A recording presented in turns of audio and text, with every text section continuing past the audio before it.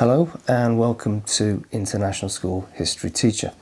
This is the first in a series of 6 lessons dedicated to the fundamental philosophical issues that surround the question of what is history. Over the course of these lessons we'll be considering problems such as how we can claim to know what happened in the past. We'll be looking at how history is used and also abused, and ultimately what is the point of studying history. Now, these lessons are dedicated to students in the International Baccalaureate Diploma program, particularly the students of TOK and TOK History, but I hope they'll be useful to anyone who's ever stopped to consider what history really is. Anyway, on with the first lesson.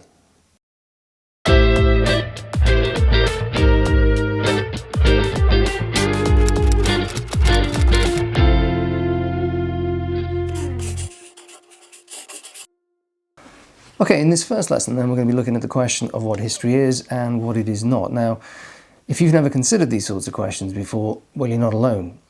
And be reassured, it's not your fault, because it's the sort of thing historians only rarely do. They don't tend to go in for much of this abstract thinking. They tend to like to get on with doing history, the research and the writing and so on.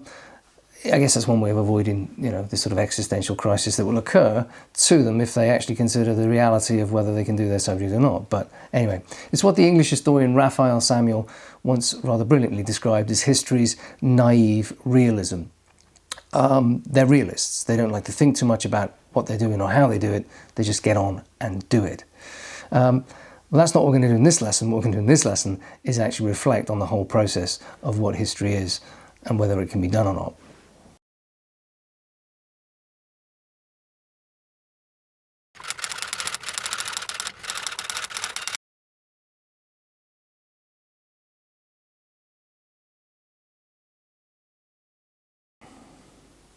So I'm going to make 5 points about what history is and what it is not. And the first point is that history is not the past. Now, this is more than a semantic problem. It's not just about words.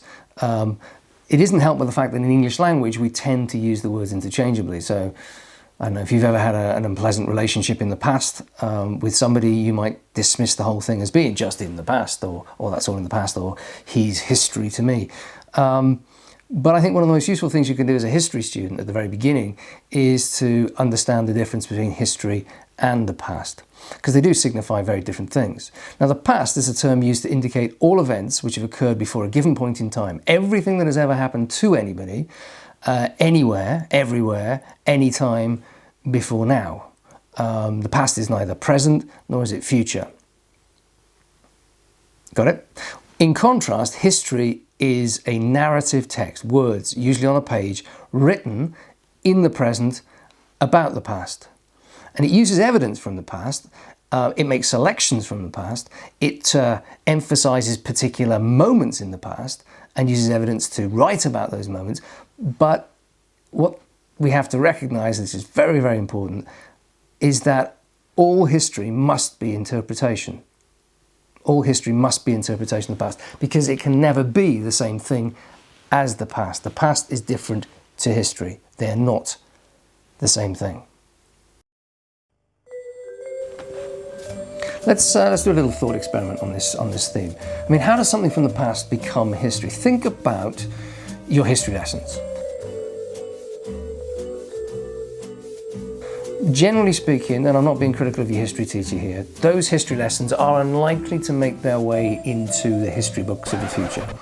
I doubt very much whether there are many significant history lessons around the world that are historically going to be so important that they'll need to be written about by historians in 50 years' time. However, let's just imagine your next history lesson next week. Can you think of a scenario? Can you postulate a set of circumstances in which that history lesson might become historically significant? In other words, will enter into the history books of the future. Now, before you come up with your examples, please avoid the following. I don't want any terrorist attacks. I don't want any alien landings. Can you think of anything else that could make that future history lesson historical?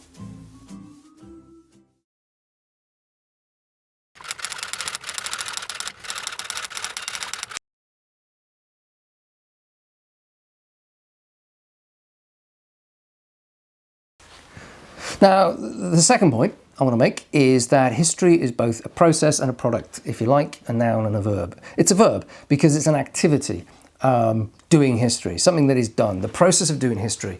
But it is also an object, a noun, it's an end result. It's a book, usually, which is the product of historical text.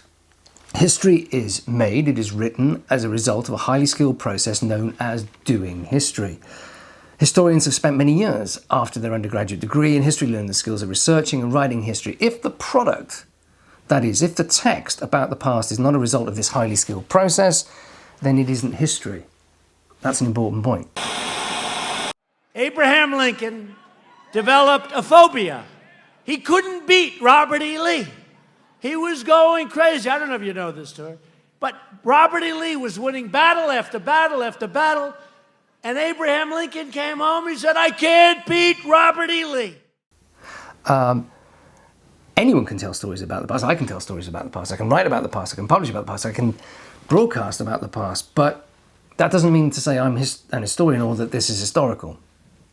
If the process is unhistorical, then it's not history. Which brings us on to the third point.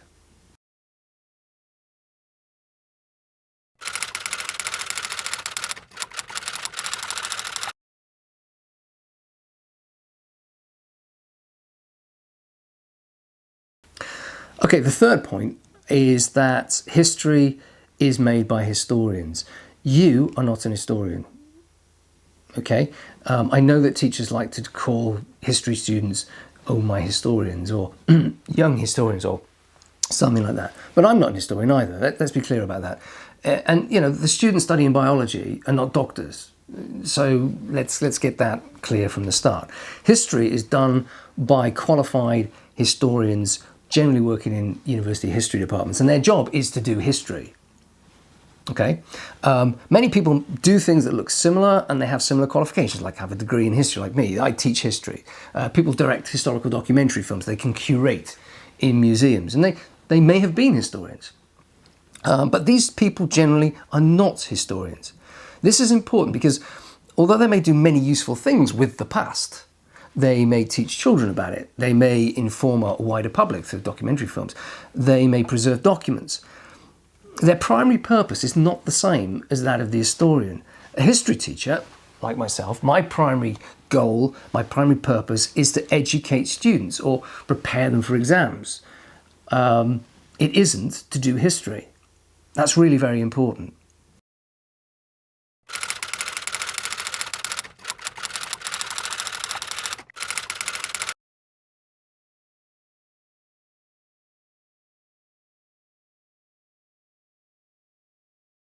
Okay, so the fourth point I want to make is that history is both an art and a social science. So if you look at university departments around the world, history is a subject that can be studied both in the Faculty of the Arts and also in the Faculty of Social Science. Look at the IB Diploma program. Within TOK, history stands on its own apart from the social sciences.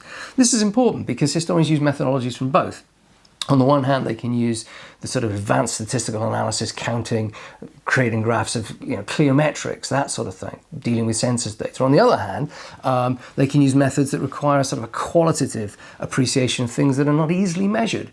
Things such as sensitivity to long gone attitudes and opinions, that sort of empathy that is so important to the study of history. So being an historian involves a familiarity with a challenging wide range of skills. And this is important because historians may legitimately engage with the past in any number of different ways.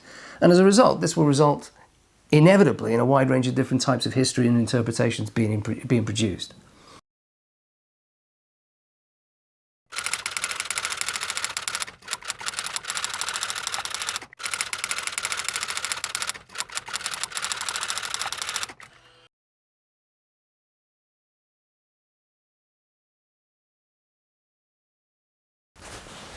My fifth and final point is that history is plural. Rather than history, we should actually be talking about histories. There are many possible interpretations to any event and to any period of history. Let's take the metaphor, for example, of being in a hot air balloon and looking down at a particular view. I'm from Cardiff in South Wales. If I imagine looking out over Cardiff, As a history graduate, I'd be interested in, for example, the Pierhead building or the Norwegian church, whereas a geographer would be more interested perhaps in the meander in the River Taff or in the settlement pattern of the houses. An architect and an engineer would probably be fascinated by the beauty of the Principality rugby stadium, whereas maybe a biologist would be more interested in the spider's web, actually in the hot air balloon itself. The point is this: as historians look at the past, they can look at it legitimately and focus on any aspect of the view that they wish. This is important because although historians are theoretically free to choose what they like to look at, they tend to focus on similar things. Now, this introduces us to the question of the power behind history. History tends to reflect what the state and educational institutions want it to reflect. Historical consensus about history, particularly about national history, about what history should be taught in schools and what history is legitimate to be studied in universities, is neither natural nor inevitable. And those sorts of histories need to be created and then defended. And that's quite a complex idea. The history is plural, and the dominant histories often reflect power domination in the state itself.